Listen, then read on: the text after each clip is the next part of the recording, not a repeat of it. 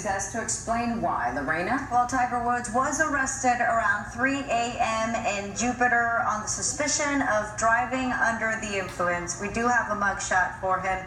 It appears he only, though, spent a few hours behind bars. Palm Beach County jail records indicate he was released from custody at 10:50 a.m. Very few information has been released regarding his arrest. We'll, of course, pass along any new info as soon as we get it, but the headlines this noon is that Tiger Woods was arrested for DUI. So stay with us as we continue to follow this story. For now, live at the news desk, Lorena Estrada, 7 News. And also this noon, a live look at the Palmetto Expressway. Traffic flowing once again after a frightening shootout. At least one person was injured by the gunfire and at least 5 vehicles were damaged. Now, many who witnessed it still shaken up this noon by what they saw and what they experienced. And 7's Katrina Bush is live there at the scene where shots were fired in Northwest Miami-Dade. What's going on, Katrina?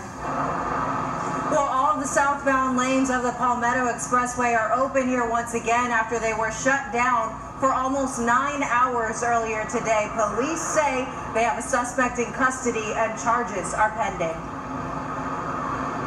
Police say this is the high-powered weapon their suspect was using on the Palmetto Expressway Monday morning. The call coming in around 1 a.m. reporting someone driving south and shooting at other drivers. Police say officers from 3 agencies were here quickly. They were able to control the scene once they found the suspect, which happened to be inside a Toyota Corolla, burgundy in color, still firing at them as they were arriving.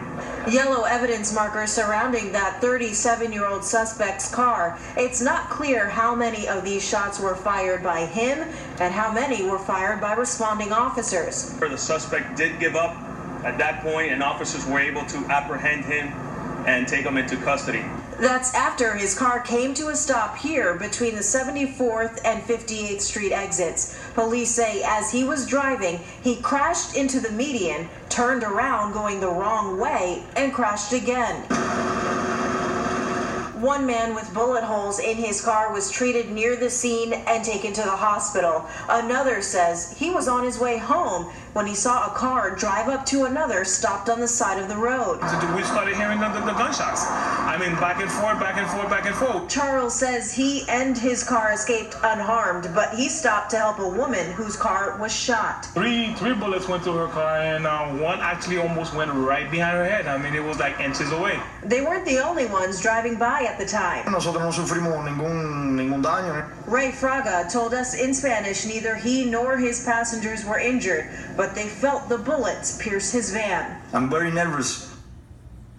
Now, another witness we talked to said she was driving along here when she heard those gunshots. She didn't know what exactly was going on, but as she saw other drivers turning around to get to the nearest exit and out of harm's way, she says she did the same and made it out okay. That's exactly who police would like to hear from. If you know or heard or saw anything about what happened earlier on the Palmetto Expressway, be sure to call Miami-Dade Crime Stoppers. That number is 305-471-TIPS. Live in Northwest Miami-Dade, Katrina Bush, 7 News.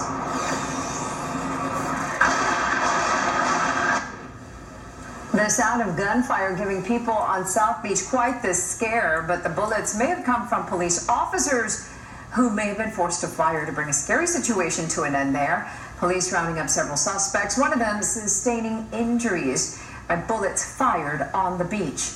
7's Andrew Scheinthal is following the story for us live from Miami Beach Police Headquarters this noon. Andrew? Yeah, good afternoon. You know, it was a really busy weekend for police officers here on Miami Beach. There were 2 different shootings. Now 2 people are dead. In the meantime, now one commissioner is hoping to make some major changes when it comes to how late bars and restaurants are open over Memorial Day weekend. We do not expect something like this to happen. And I want to point out, we've had quite a few years without any incidents like this on Memorial Day weekend. But this year isn't one of them. 2 people are dead and 3 others are behind bars after police say bullets flew after an argument broke out Saturday night over a parking spot on Miami Beach at 2nd Street and Ocean Drive. 2 persons were hit on the 200 block of Ocean Drive, one of whom is now deceased. Investigators say witnesses at that scene told police 4 suspects fled in a white BMW, which was tracked down by officers. The driver of the vehicle tried to flee police by heading the wrong way down 5th Street. At that point, there was some sort of crash that occurred involving 2 police department vehicles. The car eventually came to a stop at Alton Road and 6th Street, and that's when police say they were forced to fire.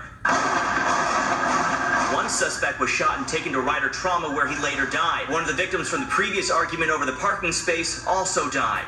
The weekend started on a violent note due to another shooting on Saturday night. This one involving a taxi driver. That's the one and another one. That's a 2 bullet.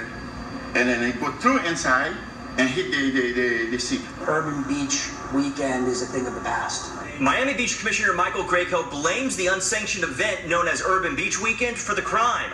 He says he will do whatever he can to bring it to an end, including closing bars and clubs early over Memorial Day weekend. Forget 2 a.m. How about midnight? How about 10 p.m.? Whatever it takes to let people know that for Memorial Day weekend, and maybe the weekend before and the weekend after, that this is not the place to come and cause havoc. And there are going to be two investigations underway. The first one will be conducted by Miami Beach Police. That's going to be the homicide that took place at 2nd and Ocean. And the second investigation is going to be done by Miami-Dade Police, and that is going to determine whether or not police were in their right to use that forceful fire when it came to firing upon that suspect at 6th and Alton. Live on Miami Beach, Andrew Scheinthal, 7 News.